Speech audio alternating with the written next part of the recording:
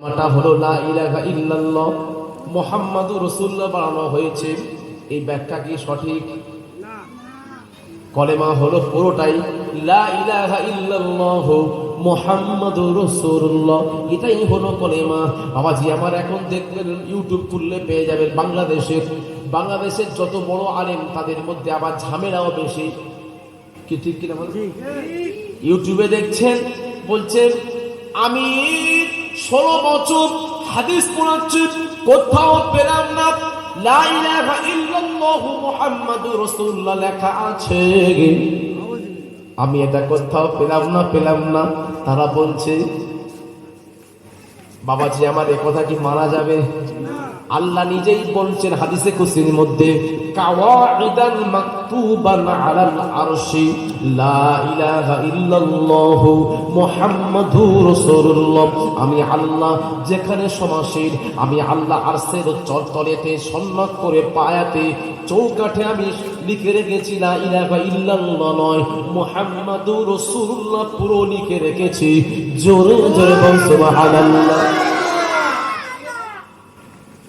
নবীকে বাদ দেবেন না।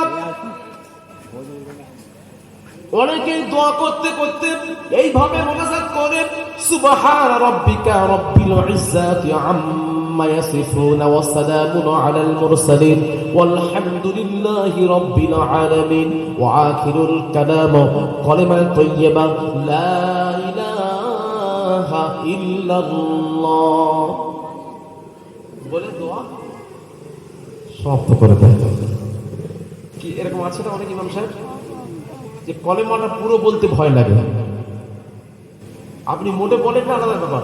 কলেমা যখন আপনি বলছেন লা ইলাহা ইল্লাল্লাহ মুহাম্মাদুর রাসূলুল্লাহ জুড়তে কি অসুবিধা ছিল?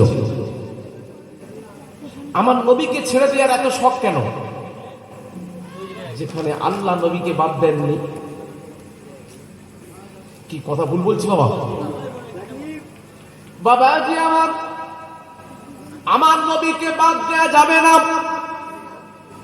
আল্লাহ বলে দিয়েছেন আমি আল্লাহ আযানে আমার নামের পাশে মুহাম্মাদের নাম, আকামাতে আমার নামের পাশে মুহাম্মাদের নাম, আমি আল্লাহ সর্বেত্রে আমার নামের পাশে মুহাম্মাদের নাম রেখেছি।